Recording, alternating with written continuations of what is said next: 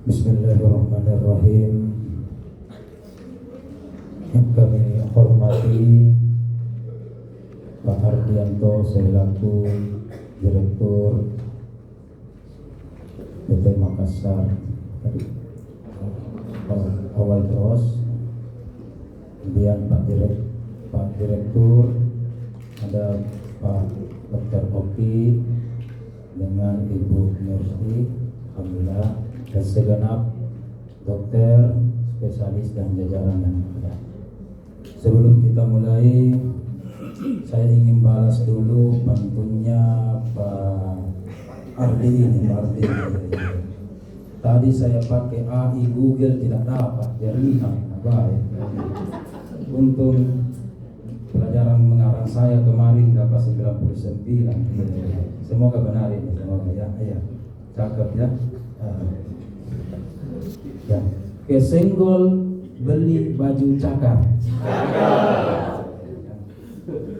Beli bajunya bareng Bu Ana. Ada rumah sakit yang terbaik di Makassar. Namanya Rumah Sakit Primaya. Oke, alhamdulillah. Bismillahirrahmanirrahim. Assalamualaikum warahmatullahi wabarakatuh. Waalaikumsalam warahmatullahi wabarakatuh. Jamaah. Oh jamaah. Alhamdulillah wa syukurillah. Iya. Tadi terlintas tetangga saya gitu. Jadi alhamdulillah jamaah itu kurang lebih 9 rumah dari rumah saya dibarukan. Iya, alhamdulillah. Oke, alhamdulillah rabbil alamin, wassalatu ala rasulillah wa ba'du. Puji syukur kepada Allah, salawat dan salam kepada Nabiullah Muhammad sallallahu alaihi wasallam. Allahumma salli wa sallim wa barik alaihi.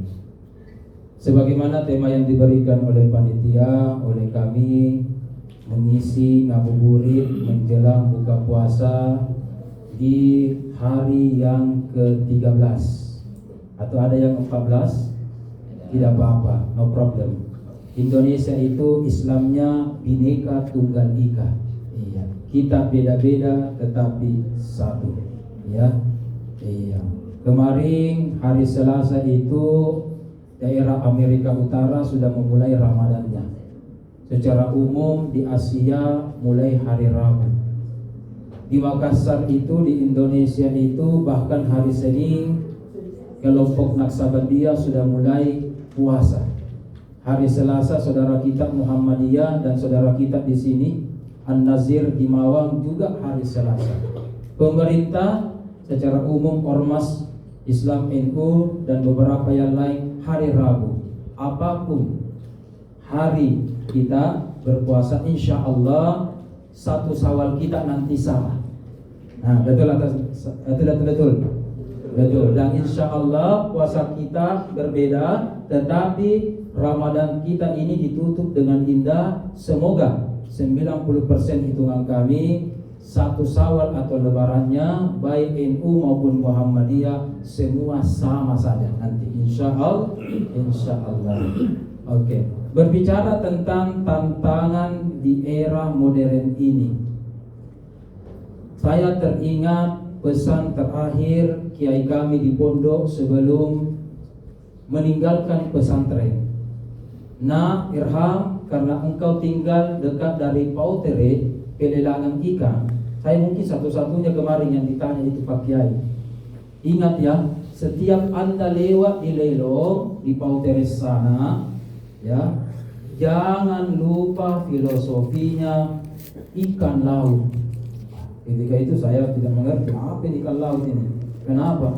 Apa kata sang kiai? Lihatlah ikan laut lah. Bagaimana ikan laut? Ketika kita mau, ya, ketika kita mau makan ikan bakar, ya, mau masak ikan laut, ya kan? Bagaimana ibu-ibu? Apakah masih ditambahkan garam atau langsung dibakar? Nah, bagaimana ibu-ibu, bapak-bapak? Masih ditambah garam, ya. Ketika itu saya belum paham. Nanti setelah ditanya ini, kemudian saya pulang tanya orang tua, baru mengerti. Apa yang terjadi? Coba kita lihat ikan laut. Ikan laut bertelur, lahirnya di laut, penuh dengan garam, berarti asin. Ya, bermain-main, berenang di air laut, berarti asin. Ditangkap oleh nelayan, babagan nama dari kalau di sini nelayan, juga di air laut, air asin. Kenapa mau makan ikan masih ditambah air tawar? Masih tambah garam, ya kan? Masih ditambah sesuatu yang asin. Berarti ikan ini masih tawar. Kalau sudah asin atau bahkan berlebih asinnya, tentu ikan itu bagaimana? Nah, tentu itu mungkin dikasih langsung dimakan atau dikasih jeruk dan seterusnya. Ada di sini mungkin banyak spesialis, luruskan saya. Mungkin itu kenapa ikan begitu? Ya mungkinlah itu apakah metabolismenya, kekebalannya, ada unsur-unsurnya, pernapasannya dan seterusnya. Hemat kami bahasa awan, ya. Kiai kami mengatakan, ikan itu memiliki daya kekebalan tertentu yang namanya beliau sebut imun.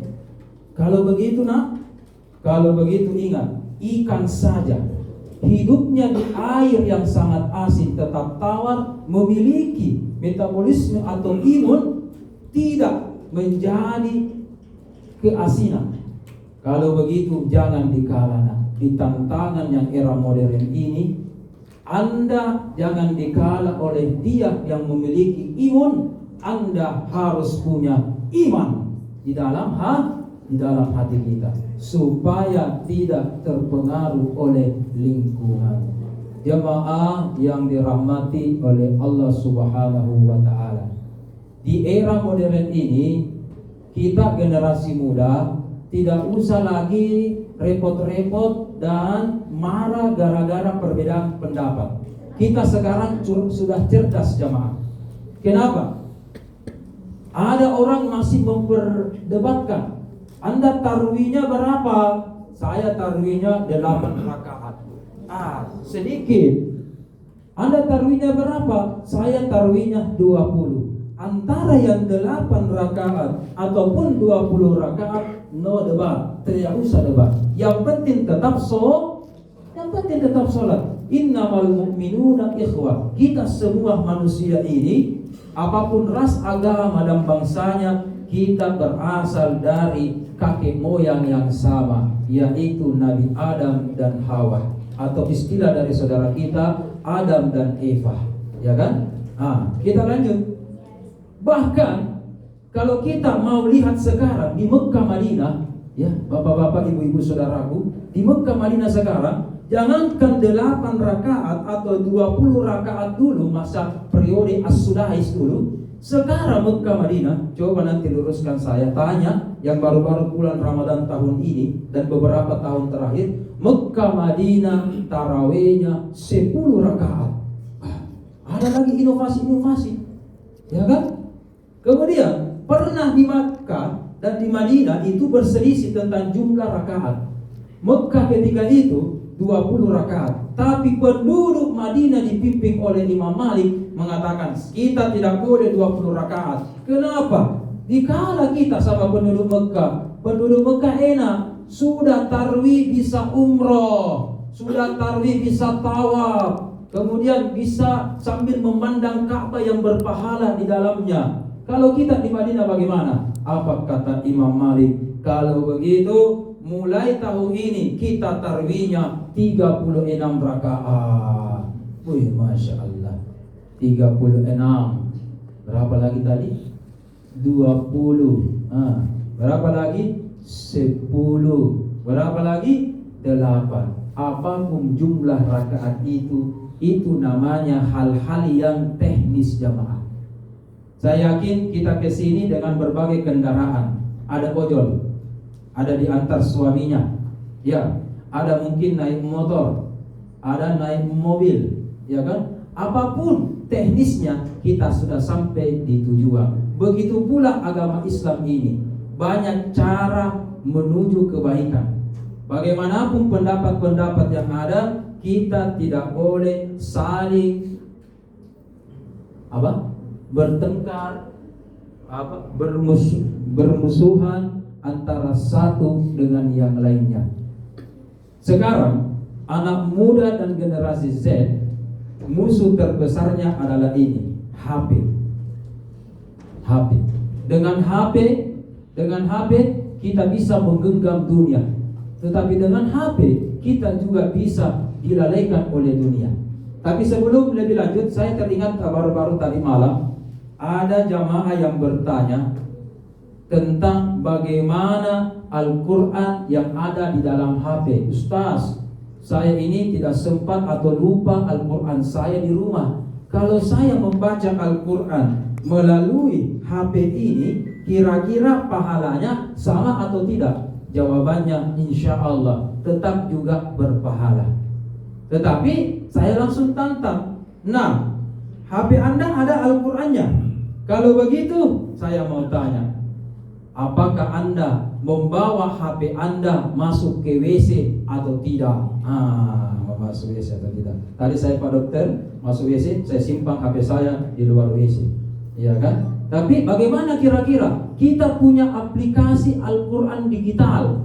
Buka saja Google, ya, ketik ayat langsung muncul. Berarti ini semacam Al-Quran digital yang berjalan. Pertanyaannya, tadi ada mushafnya Korea kita. Kalau mushaf yang kita bawa masuk ke WC, ulama sepakat hukumnya tidak boleh haram.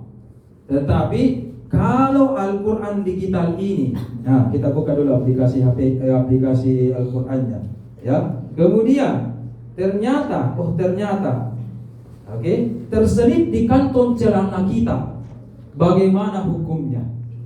Bagaimana hukumnya? Ketika ada aplikasi Al-Quran, kemudian kita kantongi, ternyata sudah ada di WC.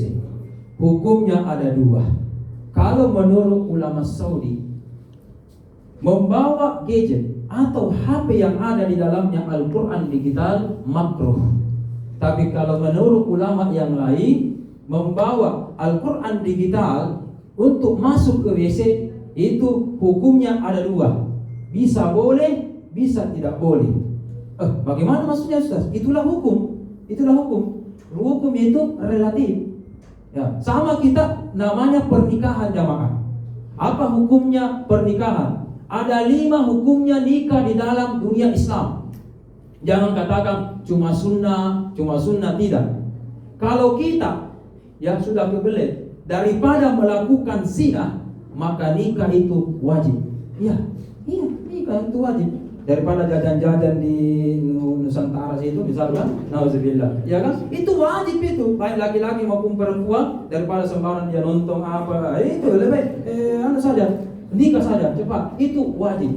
Ada hukumnya haram? Ada. Ada calon istri saya misalkan yang saya incar-incar, yang mau saya tembak, ya kan? Anak pertama, orang tuanya anak tunggal, orang tuanya sudah sakit-sakitan, iya kan? Sengaja mau menikahinya untuk mengincar apa? Hartanya. Mau dia pukul, mau dia sakiti. Ini namanya hukumnya apa? Nikah hukumnya haram bagi orang ini. Berarti diperbaiki niat kita. Sama dengan HP yang dalam bentuk digital. Kalau HP ini dalam terbuka aplikasinya, ya, kemudian kita masuk WC, itu haram terbuka aplikasinya. Tetapi ketika Al-Quran digital ini dalam bentuk soft, dalam bentuk aplikasi, tidak terbuka, ya, tidak kelihatan, maka memungkinkan kita membawanya masuk ke WC. Yang bahaya juga kalau kita mentang-mentang pencinta agama, wallpapernya surah Al-Fatihah, stikernya Allah sampai Muhammad, ringtone-nya ayat kursi, masuk suara azan pro muslim 2 langsung bunyi Allahu Akbar, Allahu Akbar. Nah, sementara di toilet, bagaimana itu? Allahu Akbar, Allahu Akbar, bahaya. Ya, makanya hindari aplikasi-aplikasi atau wallpaper atau screensaver atau maupun ringtone yang berbau Islami. Ketika sengaja tidak sengaja gadget ini masuk ke WC, bahaya hukumnya. Ya, tetapi kalau tidak terbuka, ya, berapa lama pun kita simpan ini gadget di WC itu boleh. Apa dalilnya? Dalilnya ulama kita menggunakan dalil kias. Ustaz, ini kan ada Al-Qur'annya, masa bisa masuk WC? Kita bilang, tunggu dulu. Dr. Irfan pasti sudah hafal Al-Fatihah, Dr. Irfan. Tapi sudah hafal Al-Fatihah, kan ya? Hafal Al-Fatihah ya. Belum lagi Pak Ardi tapi pasti sudah hafal Tribul juga. Berarti otaknya Pak Irfan ini sudah ada Al-Quran. Tidak boleh masuk WC. Al-Quran berjalan. Nah kan? Tidak. Ya. Tidak kan? Berarti selama Al-Quran itu dalam bentuk software, sama di sini aplikasi soft, maka bisa saja masuk ke WC. Ya kan? Saya berikan contoh. Ada misalkan pesepak bola ulung yang namanya Cristiano Ronaldo. Ibu-ibu, apa agamanya Cristiano Ronaldo? Ya, namanya Cristiano Ronaldo, Kristen. Kalau Islam, Islamiano Ronaldo. Iya kan begitu, ada kok repot. Ya kan? Oke. Anggaplah masuk Islam atau mu'allaf, belum hafal satu ayat, satu kata pun dalam Al-Quran, tapi karena dia pencinta karena mu'allaf, cinta agama ini, misalkan dia langsung pasangkan stikernya, HP-nya stiker Allah Muhammad, baca di sini I love Muhammad dengan tulisan Arabnya, masuk ke WC. Boleh? Tidak boleh. Hafal Al-Quran 30, tetapi di sini hafalan Al-Qurannya di otak, ya, hafalan Al-Qurannya di otak. Tetapi ketika masuk WC tidak dia baca, ya, tidak dia ungkapkan dengan lisan, maka dia memungkinkan masuk di WC lebih benar daripada sebelumnya. Apa dalilnya? Nabi Muhammad punya cincin jamaah yang bertulisan Muhammad Rasulullah. Ada dua itu, Muhammad, ada juga kata-kata Allah. Tapi apa kata Rasul? Setiap masuk WC, saya letakkan cincin saya, kemudian masuk ke toilet, kemudian keluar, Rasul kembali mengenakan cincinnya. Allah, Muhammadur Rasulullah. Itu berarti kita harus menghargai nilai-nilai Islami yang ada di tengah-tengah kita, sambil membaca hal-hal yang istilahnya yang tidak boleh kita perselisihkan, begitu ya. Jamaah rahimakumullah, saya teringat kemarin debat kami atau diskusi kami di mohon maaf PSPD di UIN Alauddin Makassar, ya. Ketika kami mengajak mahasiswa-mahasiswa maba dalam mata kuliah ilmu Al-Quran, saya kemudian memberikan satu hadis riwayat yang sahih. Coba kalau bisa kita petik ini sesuai dengan tantangan zaman ini, bagus. Nah, Nabi suatu ketika didatangi seorang sahabat, kemudian melaporkan yang terjadi di tengah jalan. Ya Rasulullah, di tengah jalan aku mampir di sebuah kampung wilayah. Ketika itu ada seorang anak yang dipatuk bisa ular. Apa yang terjadi? Kalau sudah dipatuk bisa cepat mati, ya kan? Kena racun bisa cepat innalillahi wa inna ilaihi raji'un. Tetapi orang tua dari korban tersebut, atau kita istilahkan pasien tersebut, datang kepada sahabat, kemudian minta barakahnya. Kemudian tabi sahabat Nabi, engkaulah di kampung ini yang merupakan satu-satunya sahabat dan murid dari Rasulullah. Doakan kami, termasuk anak ini semoga cepat sembuh. Apa yang terjadi? Masya Allah, sahabat hanya membaca doa, solawat dan Al-Fatihah, solawat dengan Al-Fatihah. Kemudian diminumlah air sama pasien tersebut, anak-anak tersebut langsung sembuh, langsung hilang langsung keluar, langsung bisa lagi jalan hidup normal dan sebagainya. Kemudian saya langsung ditantang sama seorang mahasiswa, kalau begitu Ustaz, kalau ada terjadi hal demikian, tidak usah spesialis bedah. Masa tidak usah tahu? Ya, berani tidak spesialis bedah kalau ada keracunan begitu. Tak usah dia ditindak. Bismillahirrahmanirrahim. Allahumma shalli ala sayyidina Muhammad. Al-Fatihah. Kira-kira begitu.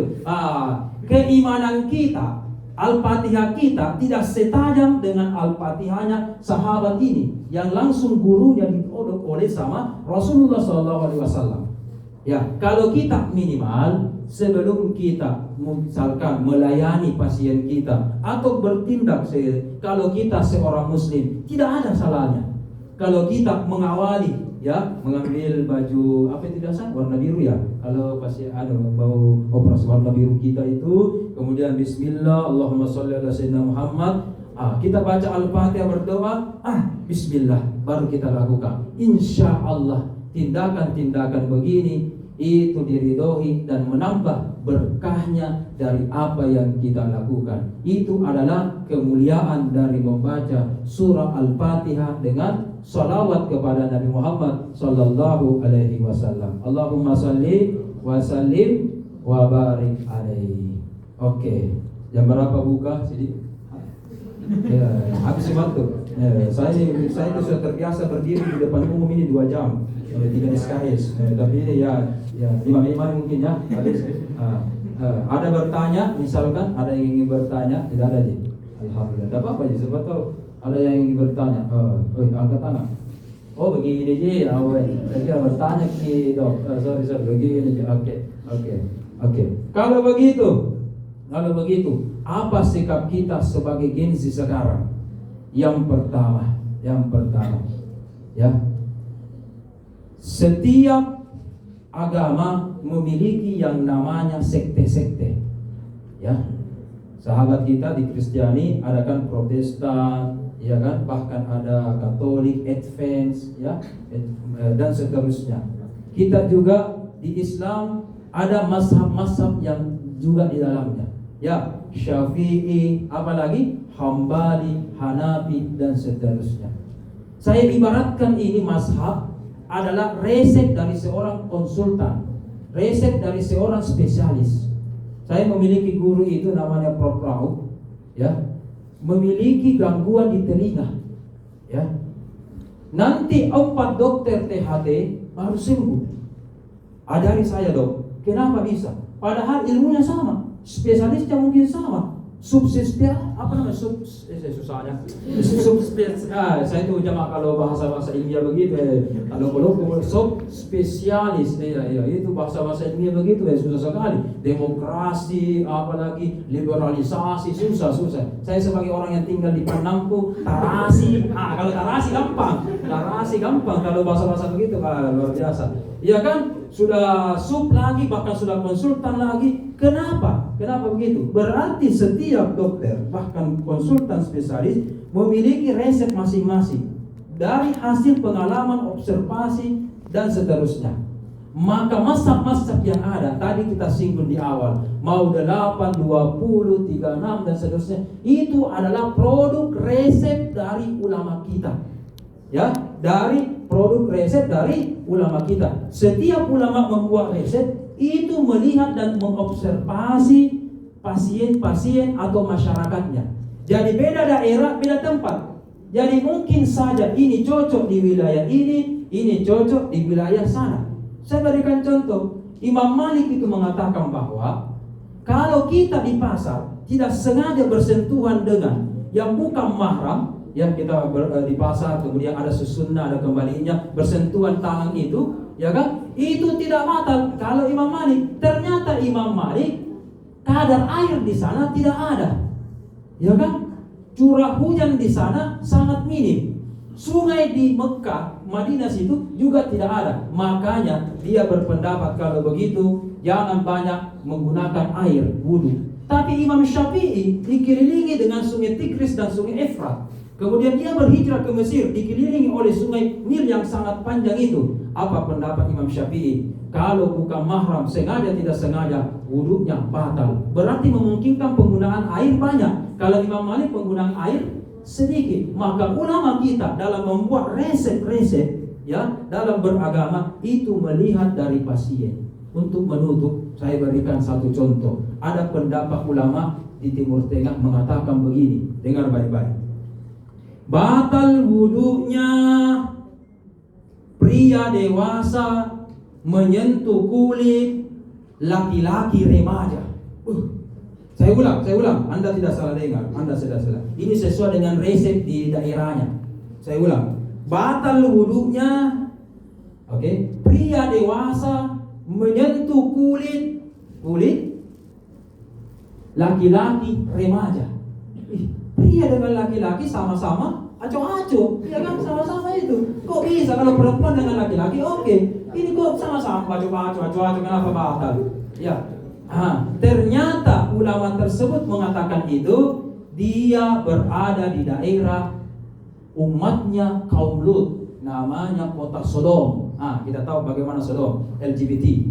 Ya kan, namanya orang LGBT, ya kan, kalau bersentuhan begini, wah sudah nice panennya itu begitu, iya kan, iya itu ya aco itu, sudah tegak lurus itu, iya kan, alit, iya kan, iya bahaya. Untuk itu di negara tersebut, di kota Sodom tersebut, cocok resep yang mengatakan apa tadi?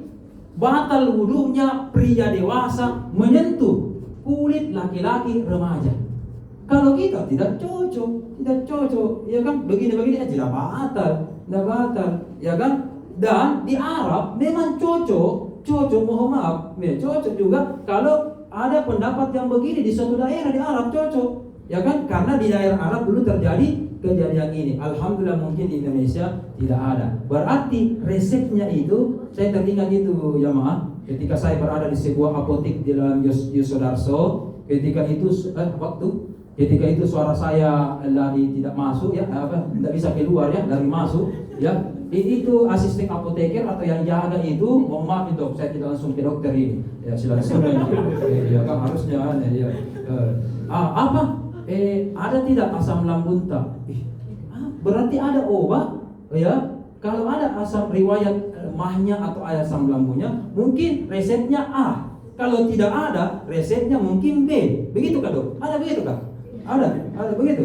Iya, ada mungkin cocok, iya gitu. Iya. Kalau begitu alhamdulillah. Berarti saya tidak dipantau sama itu tadi kemarin. Ya, iya kan? Berarti ada begitu tindakan masing-masing. Berarti membuat resep berdasarkan kondisi masing-masing. Yang penting hati kita semua ibu-ibu. Yang penting apa?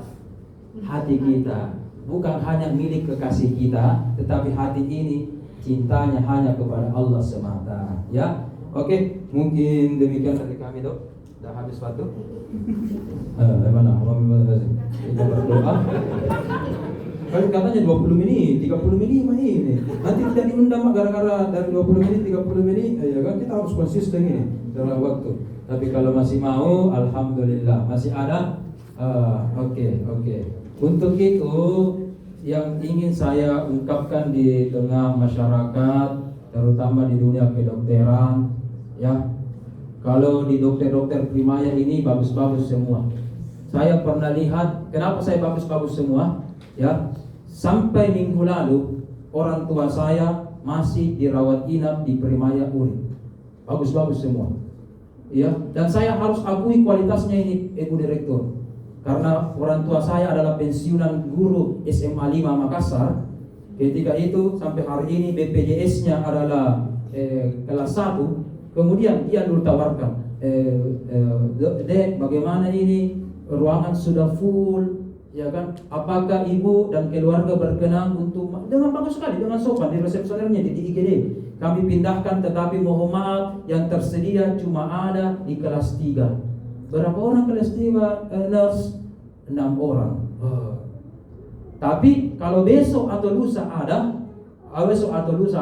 insya Allah kami pindahkan kembali di kelas 1. Saya sebenarnya antara berharap tidak berharap, cerita di kapan. Kalau tidak lupa di kapan itu admin dan seterusnya. Ternyata betul. Tidak sampai dari 40 jam, alhamdulillah dipindahkan lagi kembali dari kelas 3 yang jumlahnya 6 orang satu kamar menjadi kelas 1 2 orang ya. Itu 2 orang. Masya Allah. Itu berarti integritas dari sivitas kesehatan dari rumah sakit ini, alhamdulillah perlu dipertahankan dan ditingkatkan. Terima kasih. Tepuk tangan dulu semua. Kenapa? Karena banyak di luar sana, mohon maaf, apalagi yang sementara praktik kuas.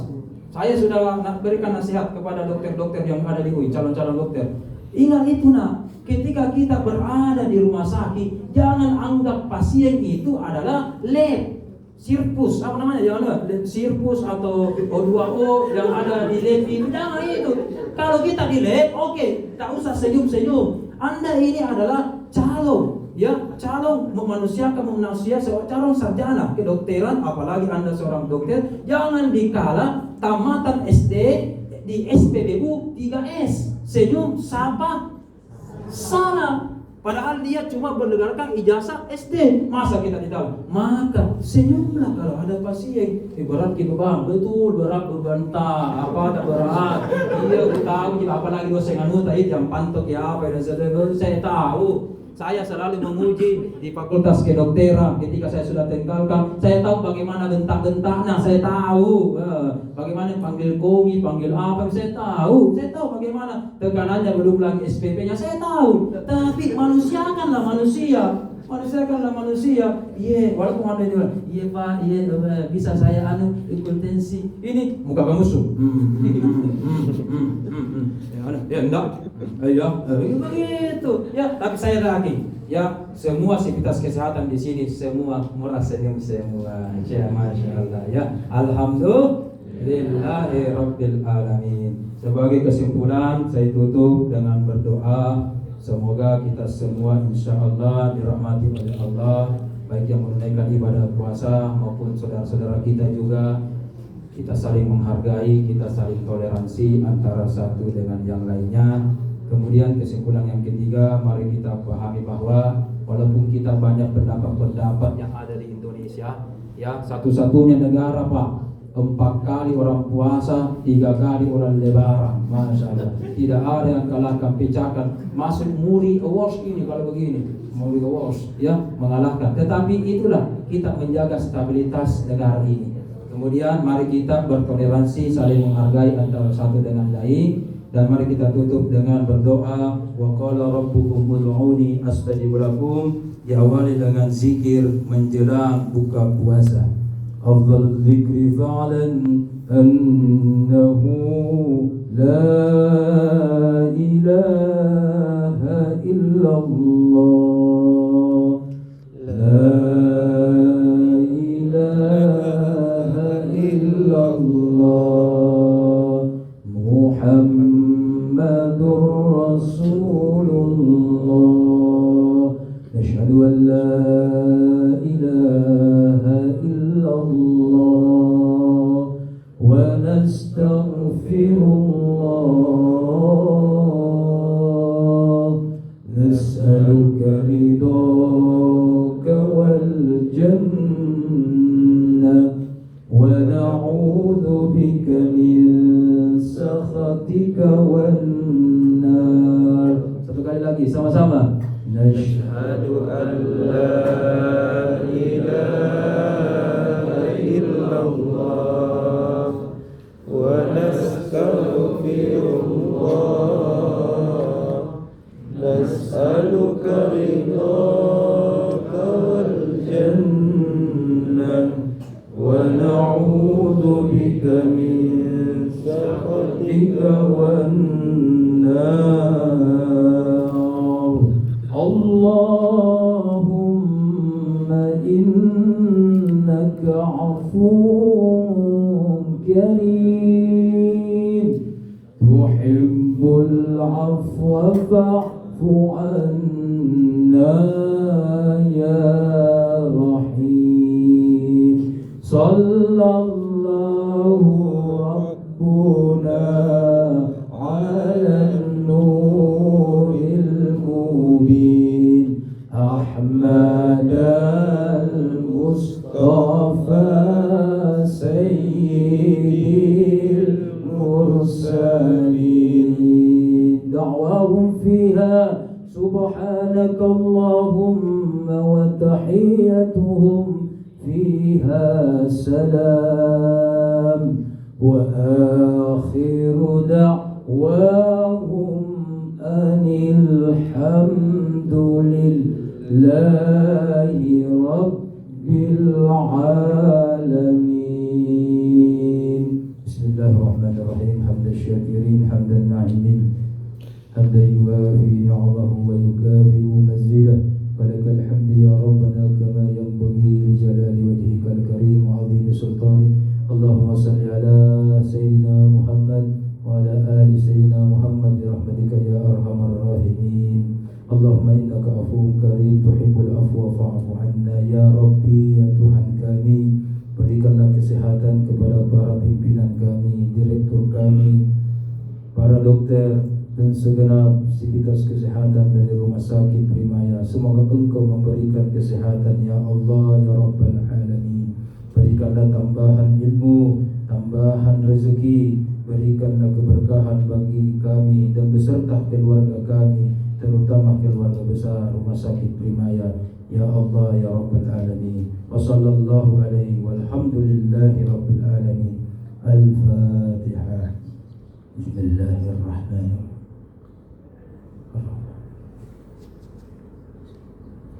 الذين أنعمت عليهم غير المغضوب عليهم ولا الضالين اللهم لك السنة belum pi masih kali haus datang tawari kayak putih kah kan. Oke, demikian mungkin masih ada sesi yang lain. Kita bertemukan Allah, kita juga berpisahkan Allah. Assalamualaikum warahmatullahi wabarakatuh.